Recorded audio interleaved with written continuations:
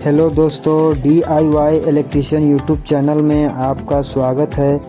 दोस्तों, प्रेस का lead change करवाने के लिए आप बिजली की दुकानों पर जाते हैं तो आपसे 150 से 200 रुपये चार्ज किया जाता है। तो प्लीज़ आप वीडियो के माध्यम से अपने घर पर ही लीड चेंज करने का आसान तरीका सीख सकते हैं।